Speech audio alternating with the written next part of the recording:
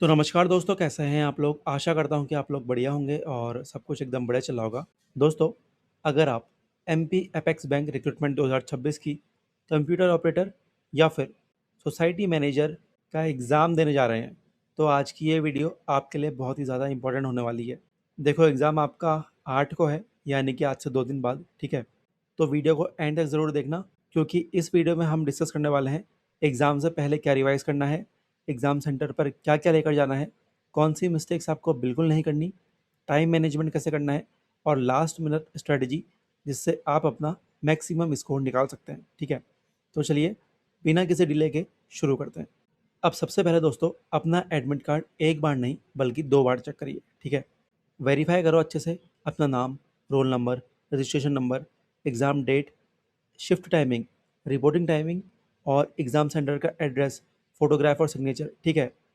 अगर किसी भी डिटेल में मिस्टेक है तो उसको इग्नोर मत करना, ओके?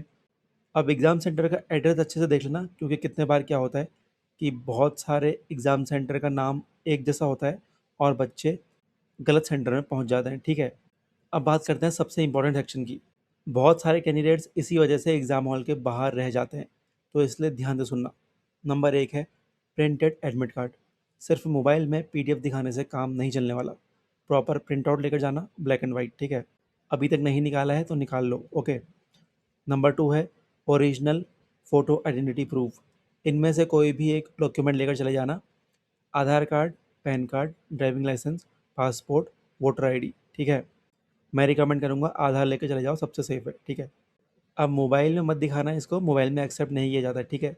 ओरिजिनल लेके जाना और इसकी एक फ़ोटोकॉपी ले जा लेना, ठीक है? ओरिजिनल डॉक्यूमेंट तो आपको लेकर जाना ही जाना है, ठीक है?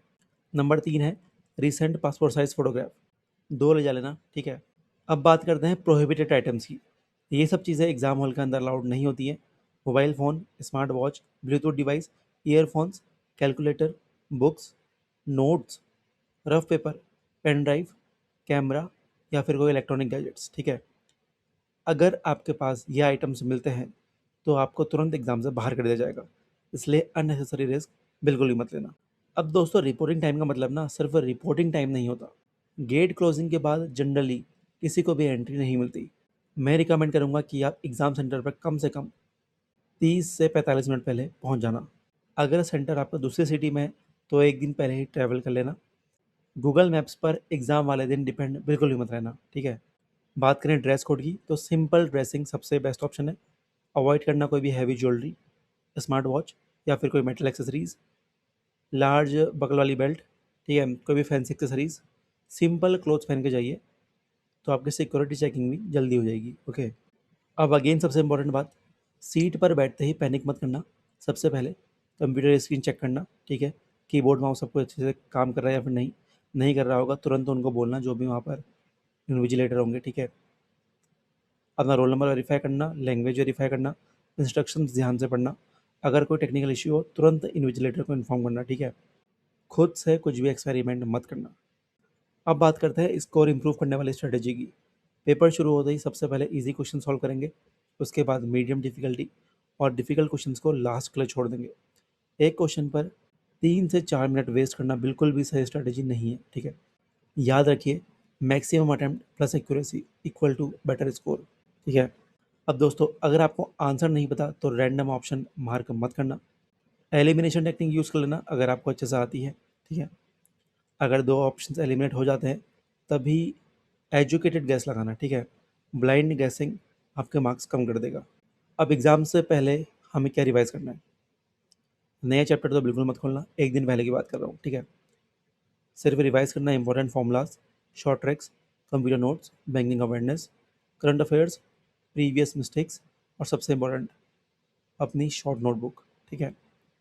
ये लास्ट मिनट कॉन्फिडेंस बूस्ट देती है। अब बहुत सारे स्टूडेंट्स ना रात भर पढ़ते रहते हैं और नेक्स्ट डे एग्ज़ाम हॉल में स्लीपी फील करते हैं। ये सबसे बड़ी मिस्टेक है। कम से कम 6 से 7 घंटे की प्रॉपर स्लीप लीजिए। फ्रेश माइंड ही फास्ट और एक्यूरेट डिसीजंस लेता है, ठीक है? अब सुबह को हैवी ब्रेकफास्ट मत करना, ना ही खाली पेट जाना। लाइट और हैवी ब्रेकफास्ट करना और पानी पीते रहना, हाइड्रेटेड रहना, ठीक है? अब एग्ज़ाम सेंटर पर दूसरे कैंडिडेट से डिस्कशन मत करना। चीटिंग या फिर अनफेयर मीन्स का बिल्कुल मत सोचना। फोकस सिर्फ अपने पेपर पर करना, ठीक है। अब दोस्तों आपको सिर्फ और सिर्फ कॉन्फिडेंस के साथ पेपर देना है। जो मेहनत आपने पिछले कई महीनों में की है उस पर ट्रस्ट रखिए। पेपर डिफ़िकल्ट सबके लिए होगा, सिलेक्शन उन्हीं का होता है जो काम रहते हैं, ठीक है। तो एक बार फाइनल चेकलिस्ट देख लेते हैं। Admit card, original photo ID, passport size photos, centre का एड्रेस, ठीक है, रिपोर्टिंग टाइम और पॉजिटिव माइंडसेट, बस इतना ही। तो दोस्तों अगर आप इन सभी पॉइंट्स को फॉलो करते हैं तो एग्ज़ाम वाले दिन अननेसेसरी टेंशन से बच सकते हैं। वीडियो हेल्पफुल लगी हो तो लाइक ज़रूर करना, अपने एमपी एपेक्स बैंक वाले दोस्तों के साथ शेयर ज़रूर करना। कमेंट में ज़रूर बताना कि आपका एग्ज़ाम किस शिफ्ट में है और आप किस पोस्ट के लिए अपेयर कर रहे हैं। और अगर आप एग्ज़ाम के बाद आंसर की एनालिसिस, एक्सपेक्टेड कट ऑफ और रिजल्ट अपडेट सबसे पहले देखना चाहते हैं तो चैनल को सब्सक्राइब करना मत भूलना। मैं दिल से विश करता हूँ कि आप सबका पेपर बहुत अच्छा जाए। All the very best. जय हिंद।